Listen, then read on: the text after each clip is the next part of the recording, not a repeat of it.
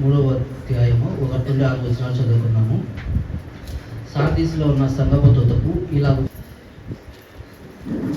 నేను ఈరోజు మిమ్మల్ని హాస్పిటల్ లాగా తీసుకెళ్దాం అనుకుంటున్నాను. Take them all to the hospital. నేను ఈ మధ్య చూస్తూ ఉంటే అందరికీ లో బీపీ కనిపిస్తూ ఉంది. తర్వాత ఆ యొక్క అంటే బ్రీతింగ్ పల్స్ ఆక్సిమీటర్ పెడుతుంటే డాక్టర్లు ఉన్నారు అక్కడ 80 అది ఎంత ఉండదా 90 ఉండాలి కదా, 90 ఉండాలి. పల్స్ ఆక్సిమీటర్ పెడితే ఎంత ఉండాలమ్మా? 90+లో ఉండాలి. 95 to 100లో ఉండాలి. ఇది 85-80 దాకా ఉంది. సో ఇప్పుడు ఈ చదవబడ్డటువంటి బైబిల్ భాగంలో నుంచి మనం దేవుడు చెప్తున్నటువంటి ఆమేన్ అన్నవాడు 7 నక్షత్రములను 7 ఆత్మలు కలిగినటువంటి వాడు. ఆయన మాట్లాడుతున్న మాట ఏంటంటే, నీవు జీవించుతున్నావనే మాట. కానీ అంటే కండిషన్ చాలా ప్రాణం ఉంది ఇంకా, కానీ పల్స్ ఆక్సిమీటర్కి ఏమో బ్రీతింగ్ అందడం లేదు, బీపీ ఆపరేటర్లో చూస్తే పల్స్ డౌన్ అయిపోతా ఉంది. సో ఇప్పుడు ఏం చేయాలా? కొన్నిసార్లు గుండె ఆగిపోతూ ఉంటే ఏం చేస్తారు? సిపిఆర్ ఇస్తారా? ఏమంటారు దాన్ని? సిపిఆర్ ఇచ్చి నొప్పుతాం. I want to give the CPR to. ఇప్పుడు సిపిఆర్ ఇచ్చి దాంట్లో మళ్ళా అనే యాక్షన్ అనేది రావాలి. కాబట్టి సార్దీస్ సంఘాన్ని ఈరోజు నేను మీ ముందుకు తీసుకొస్తున్నాను. సార్దీస్ అనేటువంటి మాటకి అర్థము తప్పించుకోవడం. అంటే ఇప్పుడు ఆ మరణం దగ్గరికి వెళ్ళిపోతున్నటువంటి దాంట్లో నుంచి మనం తప్పించబడాలి. సో సార్దీస్ సంఘంలో మనం తప్పించబడే వారంగా అనేటువంటి మాటతోటి సో జీవించుచున్నామే కానీ మనము మృతుడువై ఉన్నావు అనేటువంటి మాటని చూస్తాం. సో డాక్టర్ దగ్గరికి ఇప్పుడు నేను తీసుకొని వెళ్తున్నా మన యొక్క సంఘ సహవాసాన్ని. సో చూస్తుంటే ఆ స్పిరిచువాలిటీ, ఆ భక్తి లేక దేవునితో ఉన్నటువంటి క్వాలిటీ మనలో తగ్గిపోతూ ఉంది కనుక నేను ఒకసారి దాన్ని మనతో జ్ఞాపకం చేసుకోవాలనుకుంటున్నాను. సో డాక్టర్ దగ్గరికి మనం వెళ్ళామనుకోండి, ఒక వ్యక్తి ఫస్ట్ ఏం చేస్తారు? డయాగ్నోసిస్ చేస్తారు. ఏం చేస్తారు? డయాగ్నోసిస్ చేస్తారు. ఇంగ్లీష్లో, తెలుగులో పరీక్షలు చేస్తారు. నాకు బాగలేదు సార్, నాకు పొట్టలో నొప్పి, నాకు తలకాయ నొప్పి. ఎప్పుడు వస్తుందమ్మా తలకాయ నొప్పి? పొద్దున్నే వస్తుంది సార్. మా ఆయన పని చెప్పినప్పుడే వచ్చేస్తుంది. మా ఆయన పని చెప్పకపోతే కమ్మగా నేను పొద్దున కూడా టీవీ చూడగలను. సో తలనొప్పి వచ్చేది. తర్వాత పొట్ట నొప్పి అంటే ఏమంటే ముందేమో ఏం పెద్దగా తినరు, తర్వాత ఎక్కువ తినేసేస్తాం. సో ఏదైతే ఉంది పొట్ట నొప్పి సమస్యలు వస్తాం. సో ఈరోజు ఈ మన సంఘ సహవాసంలో నువ్వు ఆ యొక్క జీవము యొక్క శక్తిని కోల్పోతున్నటువంటి అనుభవంలోనికి వెళ్తున్నప్పుడు ఆ డాక్టర్ దగ్గరికి తీసుకెళ్తుంటే ఆ డాక్టర్ మనకి ఏం చేస్తాడంటే పరీక్షలు చేయించాడు. ఆ పరీక్షల్లో నీకు ప్రాబ్లం ఏంటో చెప్తాడు. పరీక్షలు చేసినప్పుడు ప్రాబ్లం చెప్తాడు. ఏది నొప్పి, ఏది ఎందుకు కారణం అని చెప్తాడు. ముందు పరీక్షలు చేసుకున్నాం. పరీక్షలు చేయిపోయిన తర్వాత ఏం చేస్తాడు డాక్టర్? ప్రిస్క్రిప్షన్ రాస్తాడు. ఏమంటారు మౌనిక దాన్ని? ప్రిస్క్రిప్షన్. నీకు తెలుగు రాదు, ప్రిస్క్రిప్షనే. ప్రిస్క్రిప్షన్ ఏమిట? మందులు. మా అట్టలు కొన్ని బాగా ఇస్తారు. అది ఈ అట్ట ఏదో ఒక అట్ట ఇస్తాడు. ఇప్పుడు ఈ అట్టలు ఏంటో కూడా చూద్దాం. So one is the diagnosis, the second one is the prescription. చూద్దాం ఏం చేస్తున్నాడు. బైబిల్ గ్రంథంలో మనం చూస్తే నీ క్రియలను నేను ఎరుగుదును. ఐ నో, ఏం జరుగుతుందో నాకు తెలుసు. ఏమనగా జీవించుచున్నావన్న పేరు మాత్రం ఉన్నది, కానీ నీవు మృతుడువే. 2వ వచనంలో నీ క్రియలను నా ఎదుట నా దేవుని ఎదుట సంపూర్ణమైనవిగా కనబడట్లేదు కనుక జాగరూకుడవై సావనయున్న మిగిలిన వాటిని బలపరచుము.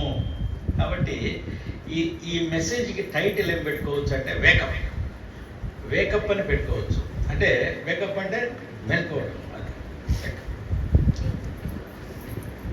సో మనకు జబ్బు టెస్టులు ఆయన మనల్ని టెస్ట్ చేస్తుంటే ఏంటి, ఎందుకు ఈ జబ్బు వస్తుంది, ఎందుకు నీ యొక్క స్పిరిచువాలిటీ, నీవు ఆ యొక్క బ్రీతింగ్ లెవెల్ కానీ, నీ హార్ట్ బీటింగ్, నీ యొక్క గుండె కొట్టుకోవడం కానీ, నీ యొక్క శ్వాస కానీ తగ్గిపోతుంది. కారణం ఏంటంటే లోపల ఏదో ప్రాబ్లం, నీ లంగ్స్లో కానీ, హార్ట్లో కానీ, నీ యొక్క గుండెలో కానీ ప్రాబ్లం.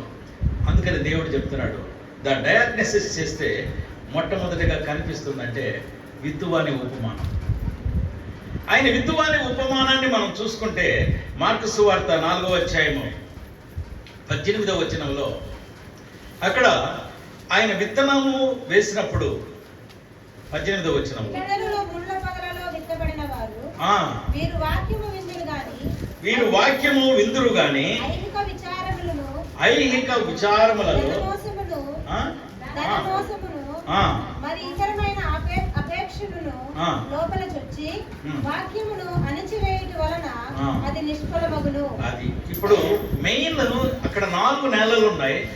అసలు ఎత్తుకొని వెళ్ళిపోయింది, కాకి ఎత్తుకొని వెళ్ళిపోయింది, ఇత్తనం పడంగానే పక్షి ఎత్తుకొని వెళ్ళిపోయింది.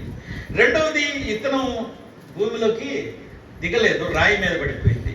ఆ బ్యాచ్ కూడా కాదు, బాగానే ఎదుగుతుంది, కానీ ఐహికమైన విచారాలు, ఈ ముళ్ళ పొదలు లాంటి మన డే టు డే లైఫ్, మన జీవన విధానంలో మనకు వస్తున్నటువంటి ఆలోచనలు, కోరికలు, లేక ఇవన్నీ కూడా చక్కగా ఇందాక ఆ మాట మళ్ళీ ఒక్కొక్కసారి దాన్ని ధ్యానం చేద్దామమ్మా.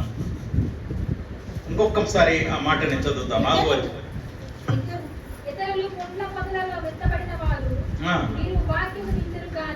ఆ 18వ వచనం చదువుతా నాకు.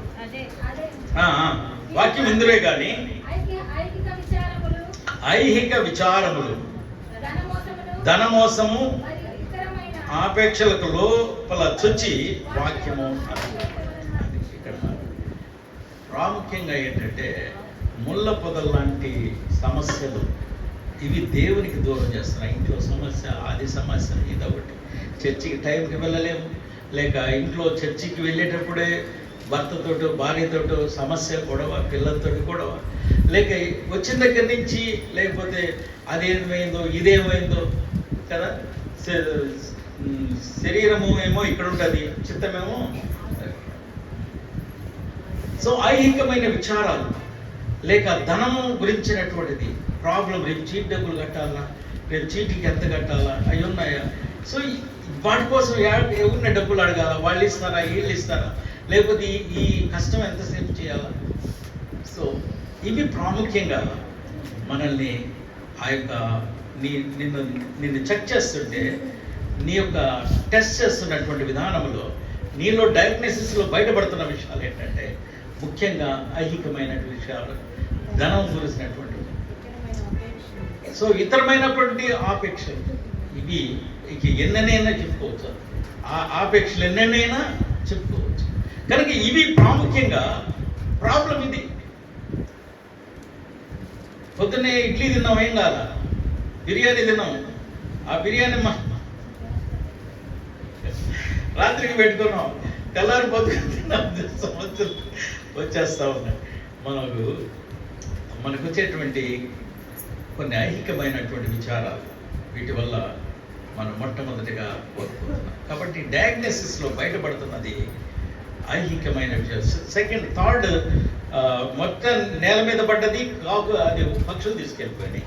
రాతి మీద పడింది, అది లోపలికి వేరే పోవడం లేదు, కానీ బాగానే పెరిగింది. కానీ ముళ్ళ పొదలు లాంటి ఆలోచనలు మనల్ని. సో దీనివల్ల మన యొక్క విశ్వాస జీవితం, మనం జీవిస్తున్నామనే కానీ. ఫస్ట్ బ్లడ్ టెస్ట్ అయిపోయింది. సెకండ్ టెస్ట్ చూస్తాం.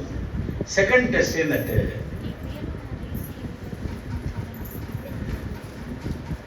యాకోబు గ్రంథము, యాకోబు పత్రిక 2వ అధ్యాయము 18వ వచనం.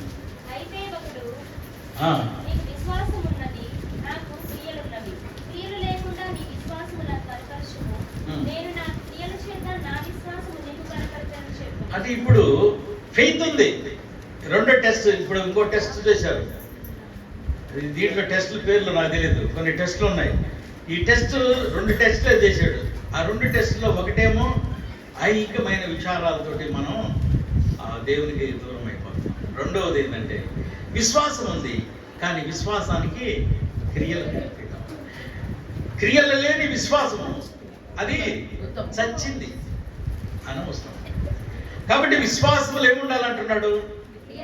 క్రియ ఉండాలా. అందుకని ఇక్కడ ఆ రాసిన నీకు విశ్వాసం ఉన్నది, నాకు క్రియలు ఉన్నది. క్రియలు లేకుండా విశ్వాసము నాకు కనపరచుము, నేను క్రియల చేత నా విశ్వాసం ఉన్నాను. అక్కడ పైన చూస్తాం మనం. క్రియలు మనకి విశ్వాసం ఉన్నప్పుడు క్రియలు కనిపించాలి, పని కనిపించాలి.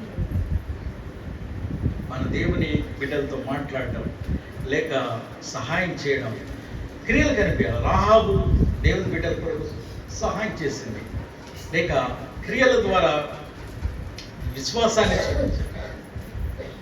అయ్యా ఎవరైనా బాగలేదు, ప్రార్థన చేస్తాను అంటే సరిపోదు.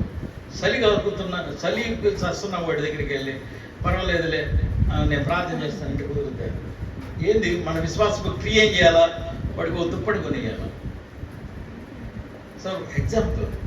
కాబట్టి 2వ టెస్ట్లో మనకి తెలుస్తున్న సత్యం ఏంటంటే నీకు విశ్వాసం ఉంది, కానీ క్రియలు లేవు. క్రియలు లేని విశ్వాసం ఏంటి?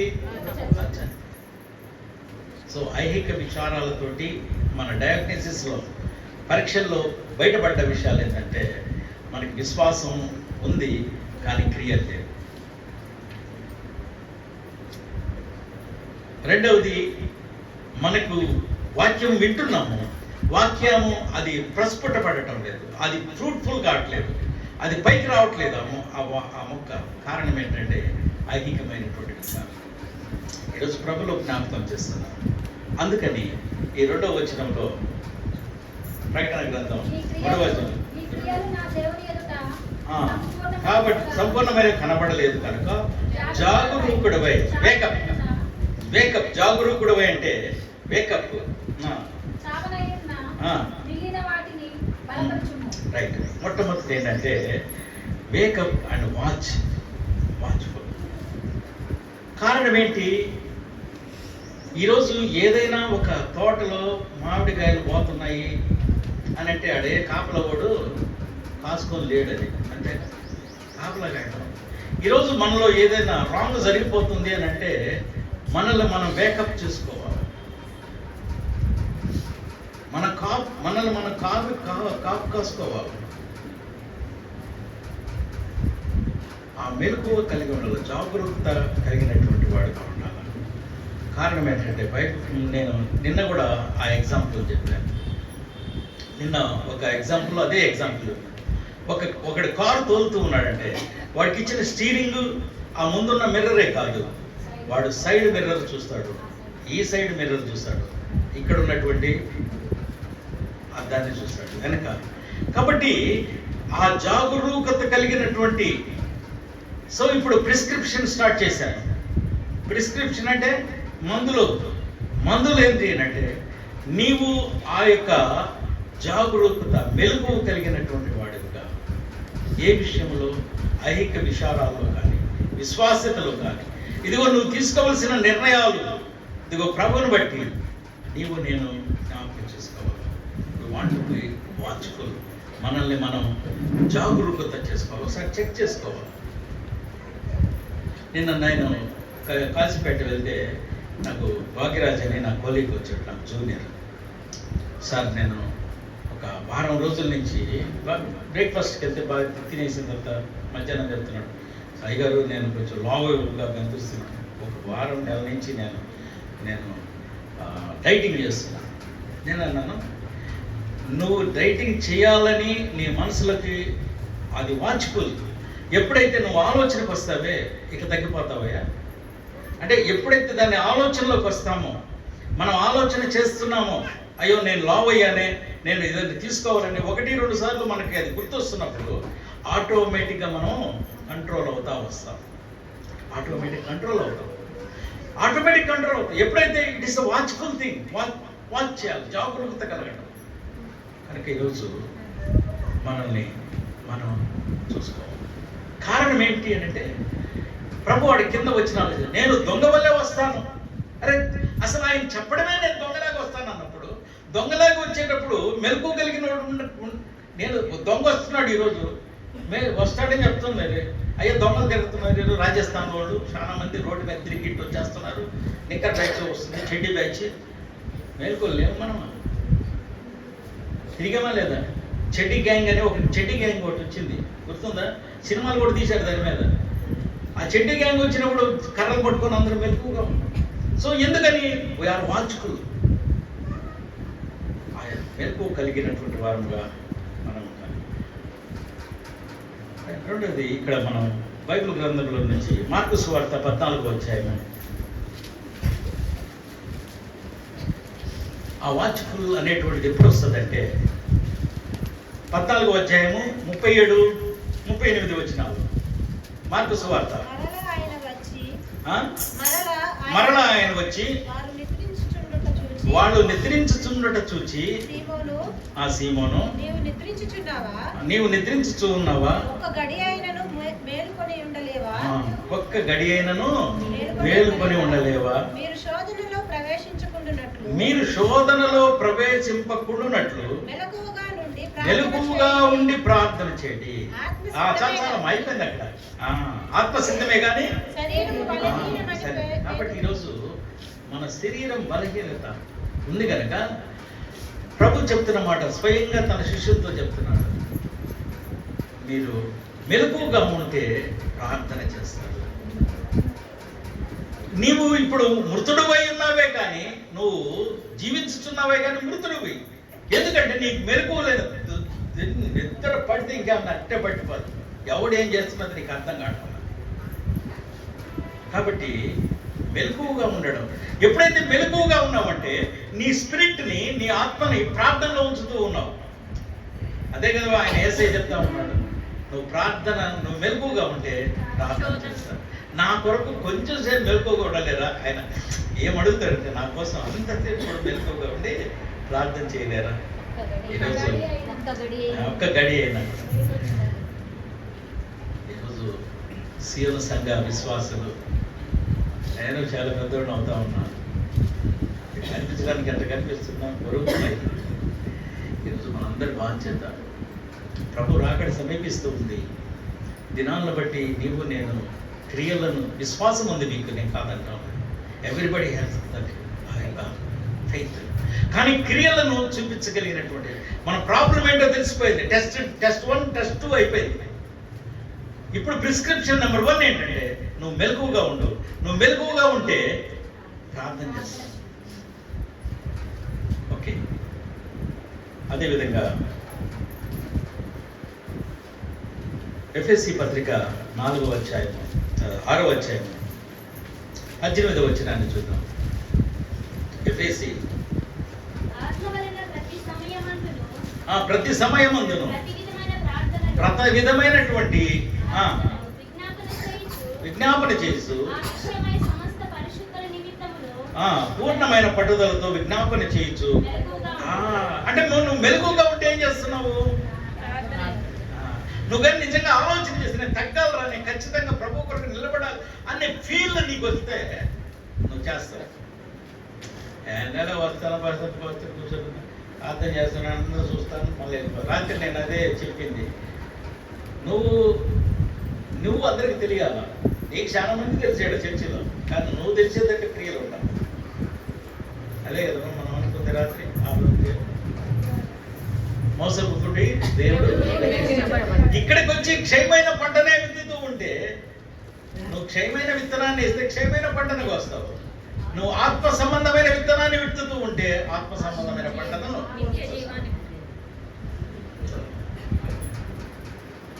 ఈరోజు ఆ యొక్క ఎఫెసీ 6లో 12 నుంచి మనం చూస్తాం, నువ్వు సర్వాంగ కవచాలను జరిగించుకోవాలి కదా. 12వ వచనం లేక పాదములకు సమాధానము, పైనుంచి 12వ నుంచి అన్నీ ఉన్నాయి. ఎలాగనగా మనము పోరాటం చేసేట్లే కాదు.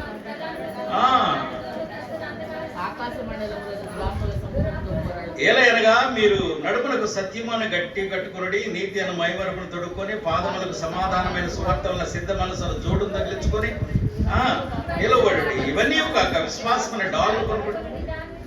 ఎవ్రీథింగ్ ఆల్ ఇట్ ఏమంటున్నారు? సర్వాంగ కవచం. ఇవన్నీ వేసుకున్నా కూడా బాగా అలిసిపోయేసి, నేను కొన్నిసార్లు చిన్నప్పుడులా మా బ్లెస్సీకో నిస్సీకో స్నానం గాబా చేసేసి బాగా స్నానం చేయించేసి షూ వేసి గుట్టలేసి టై కట్టి స్కూల్కి రెడీ. ఎవరు నాకు ఇద్దరు ఒకరు గుర్తురాడు సంథింగ్. స్నానం చేయించేది వాళ్ళ అమ్మ చేసి డ్రెస్ వేసి వైదనేజులకి ఇవన్నీ కూడా అన్నాడు. ఎవరు మీరు అనుభవం లేదా? మీరు పిల్లలకి స్నానం చేసేటప్పుడు చిన్న బిడ్డలు లేరా ఎవరన్నా? గుర్తురాట్లా? నువ్వు డ్రెస్ చేసి పౌడర్ పూసాలకి ఇంటి నెత్తిపోతుంది. అట్లాగా నీకు అన్ని సర్వంగా కవచాలు ఉండి అన్ని వేసి మొత్తం కూడా నిద్రపోతే అంట చేతిలోకి వచ్చి మొత్తం. సో ఏం కావాలా? మెలకువ. మెలకువ ఉంటేనే కానీ ప్రార్థన చేయలేదు. కాబట్టి మెలకువ ఫస్ట్ ప్రిస్క్రిప్షన్ మీకు నేను తెలియజేశాను. రెండవ ప్రిస్క్రిప్షన్ చూస్తే ఇక్కడ ఎట్లుందంటే, తీద్దాం ప్రకటన గ్రంథం 3వ అధ్యాయం. చూస్తున్నాను పాప, నేను చూస్తున్నాను. సో సామనై ఉన్న మిగిలిన వాటిని బలపరచును. ఎక్సర్సైజ్ చేయాలి. అబ్బో నిన్న మా పాస్టర్ గారు చెప్తాను, నాకు చెయ్యి పని ఎప్పుడుతుందయ్యా పాప, ఎక్కువ కష్టం చేస్తుంది దీంతో. ఈ చెయ్యి ఎప్పుడుతుందయ్యా, చెయ్యి ఎప్పుడుతుందంటే ఏందో ఆమెకేదో గ్యాస్ట్రిక్ ప్రాబ్లం వచ్చేసింది. కానీ డాక్టర్ దగ్గరికి వెళ్తే అమ్మ మజిల్ ప్రాబ్లం. సో ఈ చేయాల్సిన మూద చేయాలి, ఎక్సర్సైజ్ చేయాలి. ఎక్సర్సైజ్ చేయాలి, ఎక్సర్సైజ్ చేయాలి. మనల్ని మనం బలపరుచుకోవాలంటే ఏం చేస్తున్నాం? మనం డాక్టర్ చెప్తే వాకింగ్ చేయమని కొంచెంసేపు కుడి కూర్చోగాక కొంచెం పని చేయాలంటే చేస్తున్నాం. ఇప్పుడు కూడా ఈయన ఏం చెప్తున్నాడు? మేక్ యువర్ సెల్ఫ్ స్ట్రెంగ్త్ అని. ఏ విషయంలో స్ట్రెంగ్త్ అని? బలపరచుకోవాలి. మనం ఫెలోషిప్లో బలపరచుకోవాలి, దేవుని పాటలు పాడే విషయంలో బలపరచుకోవాలి, దేవుని ఆత్మ జ్ఞానాన్ని సంపాదించే విషయంలో బలపరచుకోవాలి. సో బలపరచుకోవడం అనేటువంటిది ఈరోజు నీవు నేను చేయాలి. సింపుల్ ఎక్సర్సైజ్ చేయి. ఎవరైనా డాక్టర్ చెప్పేది సింపుల్ ఎక్సర్సైజ్ చేయి. కానీ సింపుల్ ఎక్సర్సైజ్ కూడా చేయకపోతే నేను తింటాను కూర్చుంటానంటే కుదిరితే అంతేది. సో నేనేమి పొడి మాటల్లో చెప్తున్నాను, దేవుని అప్లికబుల్. ఈరోజు నేను డాక్టర్ గారి దగ్గరికి తీసుకెళ్తున్నాను. నా సంఘం అంతా ఎట్టున్నారంటే బాగానే ఉన్నారు, కానీ క్రియలు కనిపించడం బాగానే ఉన్నారు, కానీ ఐహిక విచారాలతోటి ఆ స్పిరిచువాలిటీని అణచివేసుకుంటున్నారు. ఆయన రాజ్యాన్ని నీతిని వెతుకు, నీకు ఏం అవసరమో నేను ఇస్తాను. So why don't you think? ఒక స్టెప్ ముందుకు వెళ్ళిపోతా ఉండాలి. సాటిస్ అనే మాటకి అర్థం చెప్పి తప్పించుకోవడం. సో అగైన్ ఎందుకంటే ఆయన దొంగలాగా వస్తున్నాడు కాబట్టి మెలకువ అనేటువంటిది మనకు అవసరం. మెలకువ ప్రార్థనలు ఇస్తూ ఉంది. అదేవిధంగా మనల్ని మనం స్ట్రెంగ్తన్ చేసుకునే దానికి అది పనికి వస్తుంది. తర్వాత ఇక్కడ మనం గమనించినట్లయితే ఆ కింద వచనాల్లో నీవెలాగా ఉపదేశం పొందితువో, ఎలాగా వింటివో జ్ఞాపకం చేసుకో. ఏమి? రిమెంబర్. రిమెంబర్ ఏంటి? ఏమి గుర్తు చేసుకోవాలా? నాకు రక్షణ ఉందని గుర్తు చేసుకోను. ముందు నీ రక్షణను నువ్వు మర్చిపోతున్నావు. ఆడ పాటలు పాడుతున్నా కూడా లేవటంలా, ఇద్దరు పైకి లేచేది ఎలా అండి.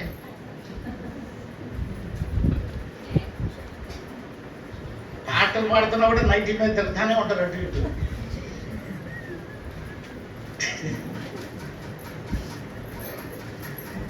అంటే మనం తమాషా పాటలు పాడుతున్నా కూడా మనకి ఏమీ లేదు. సో జ్ఞాపకం చేసుకోవడం ఏంటంటే నేను రక్షణ పొంది ఉన్నాను. I got the salvation. ఆ రక్షణను బట్టి ఈరోజు ప్రభులో జ్ఞాపకం చేస్తున్నమాట. మనం లోకంలో ఉన్నాం, తెలుసు. నువ్వు లోకంలోనే ఉన్నావు. లోకంలో ఉన్న మనుషులందరితోటి నువ్వు కలిసి ఉన్నావు. ఈరోజు వాళ్ళు నిన్ను పట్టేసుకుంటూ ఉన్నప్పుడు నీ రక్షణను బట్టి నువ్వు పక్కకి రావాలి. అది జ్ఞాపకం ఏందంటే చేసుకోవాల్సింది, నువ్వు రక్షణ పొంది ఉన్నావని. లోకం నలుగురితో నారాయణ కాదు. ఇక్కడ నలుగురు ఉన్నప్పటికీ ఎస్ఐ అనుకుంటూ రావాలి. మనం ఏంటంటే ఆ ఫోన్ వెళ్ళాను అనుకో, ఇక్కడ చాలా క్లియర్గా I know you know you are with the world. లోకముతో మనం ఉన్నాం కాబట్టి లోకంలోనే ఇమిడిపోతున్నాం, అందుకు మృతమైపోతా ఉన్నాం మనం. మన యొక్క విశ్వాసం అంతా క్లియర్. సో నీవు ఆ యొక్క జ్ఞాపకం చేసుకుంటా ఉంటావు. రే నేను ఆదివారం వస్తుంది, నేను రక్షణలోనికి ఉన్నాను, నేను ప్రభువు యొక్క సేవలోకి వెళ్ళాను, ఇదిగో చర్చిగా ఫలాని టైంకి స్టార్ట్ అవుతుంది, ఫలాని విషయంలో మనం ఉంటాము. నీకున్న బరువులో, నీకున్నటువంటి వాటిలో spend your time, initiate your time. ఒక్క వ్యక్తి కోసం ఆయన ఎండలో పడి కూర్చోరు, బాయి కాలు కూర్చొని ఉన్నాడు. ఎవరు వచ్చిందా కూర్చున్నాడు. ఒక్కడి కోసం పోయాడు ఆయన. సముద్రము దాటుకొని అవతల దాకా వెళ్ళాడు. మధ్యలో ఒక పెద్ద తుఫాను కూడా వచ్చింది, అయినా కూడా పోయించాడు. ఒక్కడిని కాపాడుకొని బయటకు వచ్చేసాడు. ఈరోజు why don't you initiate your time and why don't you remember your salvation? నీ రక్షణను బట్టి నువ్వు జ్ఞాపకం చేసుకొని ప్రభు సేవలోకి రావడం, ఆయన సహవాసంలోకి రావడం. క్రీస్తునందు ప్రియమైన వాళ్ళారా, ఆ యొక్క వరల్డ్లీనెస్, అపవిత్రత అనేటువంటి దాంట్లో నుంచి బౌండరీస్, మన చుట్టూ ఆ బౌండరీస్లో ఉన్నాం. మనం చాలా కేర్ఫుల్గా మనం కాపాడుకోవడానికి ప్రయత్నం చేయాలి. ఇది ఈరోజు ఇవన్నీ మనం చేస్తున్నాం. నిన్న మా పాప, నాన్న నాకు బాగలేదు నాన్న, కొంచెం ర్యాష్ వస్తుంది అది ఇదని. ఎందుకమ్మా అని మా పాపకి ఫోన్ చేశాను నేను. అక్క అలానే, అరే జస్ట్ అది ఇన్ఫెక్షన్ అయ్యాలి. ఒక ఇన్ఫెక్షన్ అంటే ఒక మాటకి చెప్పేసింది ఆ ఆన్సర్. ఈ అమ్మ 24 టెస్టులు చేయించింది. దీనికి కారణం ఎంత? ఇన్ఫెక్షన్. కాబట్టి ఈరోజు you are living in the world of the infection. నేను అందుకే చెప్పామా, నువ్వు డాక్టర్మో ఏమో కానీ ఏదైనా కానీ మీరు కూడా మాస్కులు వేసుకొని పోతున్నారు లేదా? మాస్కులు వేయాలి. కొంతమంది నోరు ఇటు తీయగానే అసలు భరించలేం కదా. ఏముందమ్మా అని చూస్తే దంత వైద్యులకి అసలు ఇంకెంతో శాపం అది. అసలు వచ్చి కూడెట్ట తింటున్నారో నాకు అర్థం కాదు.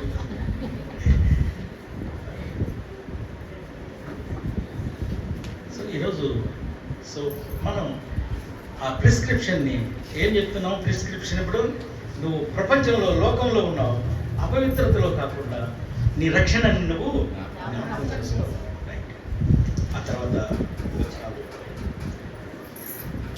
మారు మనసు పొందు. కాబట్టి దానిని తీసుకొని మారు మనసు నీవు ఆ ప్యూరిటీలోకి రావడానికి ప్రయత్నం చేద్దాం. నెక్స్ట్ 5వ వచనాన్ని చూస్తే 4వ వచనం.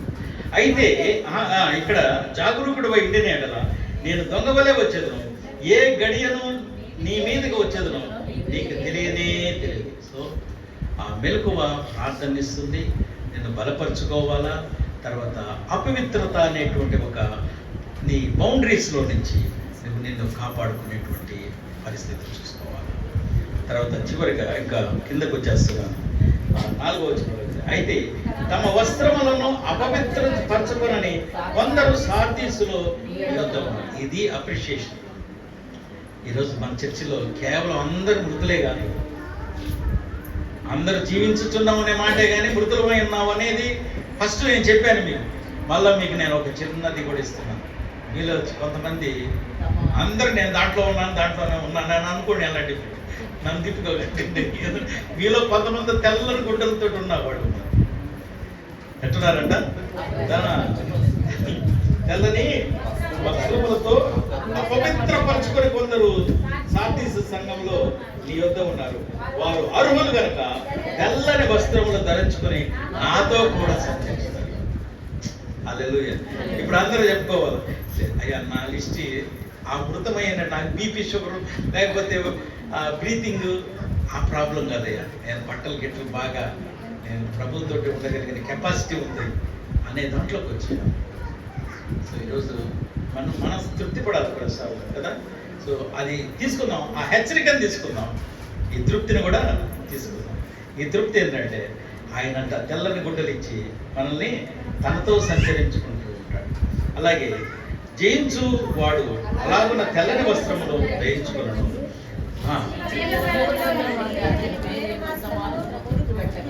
జీవ గ్రంథం నుండి అతని పేరు ఎంత మాత్రమును తుడుపు పెట్టక నా తండ్రి ఎదుట ఆయన దూతల ఎదుటను అతను నేను ఇప్పుడు ముగింపులోకి వస్తూ ఉన్నాను. కాబట్టి దేవుడు ఏం చెప్తున్నాడంటే కేవలం సార్దీసు సంఘంలో కేవలం అలాంటి వాళ్ళే కాదు, ఈరోజు తెల్లని బట్టలు వేసుకున్న వాళ్ళు, అపవిత్రతకు దూరం ఉన్నటువంటి వాళ్ళు మీలో ఉన్నారు. వాళ్ళని నాతో కలిసి సంచరింపజేస్తాను, నాతో తిప్పుకుంటా. వాళ్ళ పేరు జీవ గ్రంథంలో నుంచి నేను ఎంత మాత్రమును తీసివేయను. ఎందుకంటే వాళ్ళ నా తండ్రి ఎదుట నేను వారిని ఒప్పుకుంటాను. కృష్ణంలో ముఖ్యమైన వాళ్ళ బైబిల్లో ఉంది. ప్రకటన గ్రంథం 20వ అధ్యాయంలో ఆ యొక్క 11, 10, 15 వచనాల్లో చూస్తే, ఇదిగో ఎవని పేరైతే జీవ గ్రంథంలో ఉండదో వాడు ఏం చేస్తానంట, ఈరోజు నన్ను నిన్ను ఆయన జీవ గ్రంథంలో ఉంచుకునేటువంటి వాడు. కృష్ణంలో ప్రియమైన వాళ్ళ. సో ఈరోజు టెస్ట్ అయిపోయింది, ప్రిస్క్రిప్షన్ అయిపోయింది. ప్రిస్క్రిప్షన్ అయిపోయిన తర్వాత, వాడిన తర్వాత, ప్రిస్క్రిప్షన్ వాడుకున్న తర్వాత నిన్ను నేను చూసినప్పుడు నువ్వు ఎలా ఉండాలి, మనం చూసుకున్నప్పుడు ఎలా ఉండాలి. మత్తయి సువార్త 10వ అధ్యాయం 32, 35 వచనాలు చూద్దాం. మత్తయి సువార్త 10వ అధ్యాయం.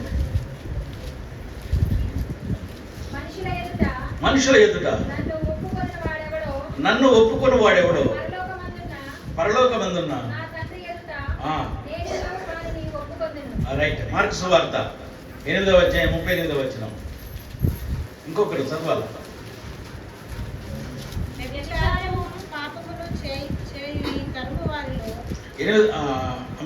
మార్కు సువార్త 8వ అధ్యాయం 38వ వచనం.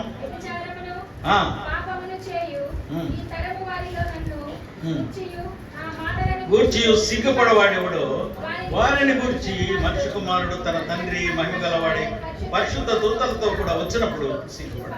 ఈరోజు పైకి నటిస్తూనే ఈ తరం మనుషులతోటి కనెక్టెడ్ అవుగా ఉంటే ప్రభువుని క్లోజ్ చేస్తే నేను ఒప్పుకోను, పరలోకంలో వాళ్ళని ఒప్పుకోను. ఇక్కడ వ్యభిచారం అనంగా పడంగానే మీరు వేరే తప్పిదం కాదు. లోకంలో ఉన్న మనుషుల యొక్క ఆలోచన విధానం, కోరికలతో ఉండడాన్ని దాని బైబిల్లో ఆ మాటతోటి పోల్చబడింది. ఆ మాటతో పోల్చబడింది. మీరు వినంగానే వేరేగా ఆలోచన చేయదు. ఇది సిద్ధాంత రీత్యా మాట్లాడితే మనం అడల్టరీ ఇట్స్ నథింగ్ బట్ అంటే వాళ్ళ విగ్రహారాధన, వాళ్ళతోటి వీళ్ళతో ప్రభును మానేయడం, వాళ్ళతో ఒప్పుకోకపోవడం అనేటువంటిది. నేను కూడా దూతంతో వచ్చినప్పుడు వాళ్ళని నేను ఒప్పుకోను. ఎవరైతే నన్ను గురించి ప్రజల్లో నన్ను ఒప్పుకుంటున్నారో, నువ్వు ఎక్కడ అయ్యా నువ్వు ఈ పని చేస్తున్నావంటే నువ్వు క్రిస్టియన్ బా, ప్రభుని తెలుసుకున్నవాడు.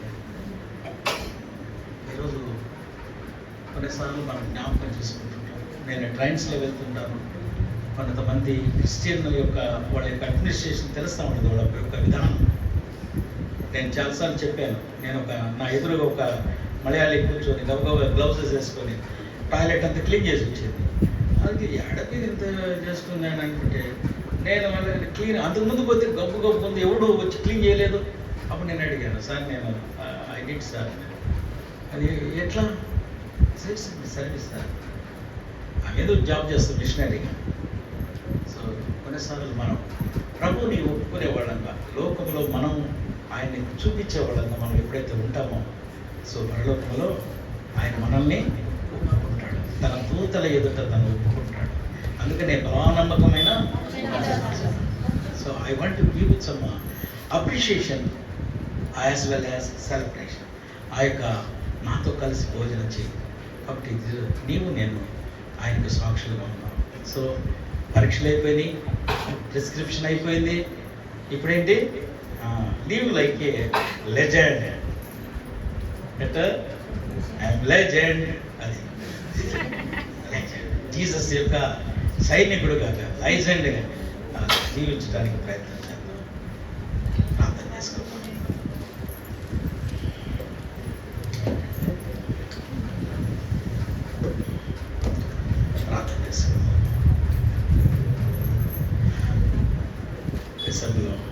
మధ్యలో ఉన్నటువంటి సోదరి సిహెచ్ అనిత మన ప్రార్థనలో నడిపిస్తాం.